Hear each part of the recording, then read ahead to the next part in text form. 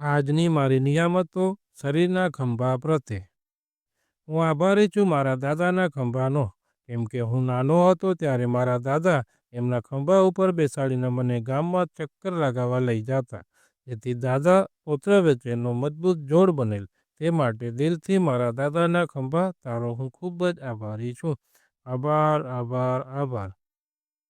હું આભારી છું મારા પપ્પાના ખંભાનો, કેમ કે જ્યારે મેળામાં લાકડામાં થતી ભીડથી બચાવવા માટે મારા પપ્પા મને તેમના ખંભા ઉપર બેસાડીને મેળો બતાવતા. તે પપ્પાના ખંભાનો હું દિલથી આભારી છું. આભાર, આભાર, આભાર. હું આભારી છું મારા ખંભાનો, કેમ કે મોટા થઈને મારા ઉપર જવાબદારીઓ આવી ત્યારે ખંભાએ તે જવાબદારીઓને ઉપાડવામાં મદદ કરેલ. તે માટે દિલથી મારા ખંભા તારો હું ખૂબ જ આભારી છું. આભાર, આભાર, આભાર.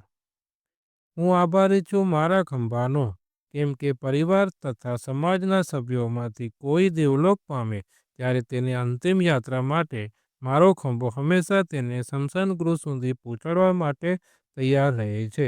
તે માટે દિલથી મારા ખંભા તારો હું ખૂબ જ આભારી છું. આભાર, આભાર, આભાર. હું આભારી છું મારા ખંભાનો, કેમ કે મારે કોઈ પણ ભારે વસ્તુ ઉપાડવાની હોય ત્યારે મારો ખંભો તે ભાર ઉપાડવામાં મદદરૂપ થાય છે. તે માટે દિલથી મારા ખંભા તારો હું ખૂબ જ આભારી છું. આભાર, આભાર, આભાર.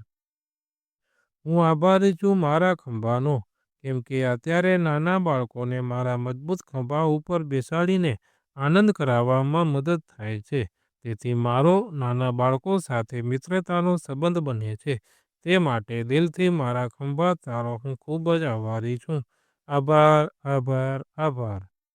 હું આભારી છું મારા ખંભાનો, કેમ કે કૃષ્ણ જન્માષ્ટમીની રાત્રિએ મટકી ફોડ કાર્યક્રમ દરમિયાન મારા ખંભા ઉપર માખણચોર કનૈયાને લઈને રાસ રમવાનો આનંદ અપાવે છે. તે માટે દિલથી મારા ખંભા તારો હું ખૂબ જ આભારી છું. આભાર, આભાર, આભાર. હું આભારી છું મારા ખંભાનો, કેમ કે મારા ખંભાથી જોડાયેલ બંને હાથને ચારે દિશાઓમાં ખુલ્લેઆમ ઘૂમવાની પૂર્ણ આઝાદી આપે છે. તેનાથી હું દરરોજ કસરત અને જરૂરી એવા કાર્યો કરી શકું છું. તે માટે દિલથી મારા આ ખંભા તારો હું ખૂબ જ આભારી છું. આભાર, આભાર, આભાર. હું આભારી છું મારા ખંભાનો, કેમ કે મારા ખંભા મજબૂત સ્નાયુઓથી મારા હાથોને જોડે છે. તેનાથી મારા હાથ વજન ઉપાડતી સમયે સહેલાઈથી વજન ઉપાડી શકે છે. તે માટે દિલથી મારા ખંભા તારો હું ખૂબ જ આભારી છું. આભાર, આભાર, આભાર.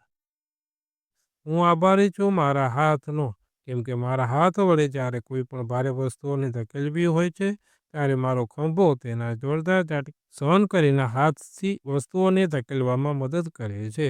તે માટે દિલથી મારા ખંભા તારો હું ખૂબ જ આભારી છું.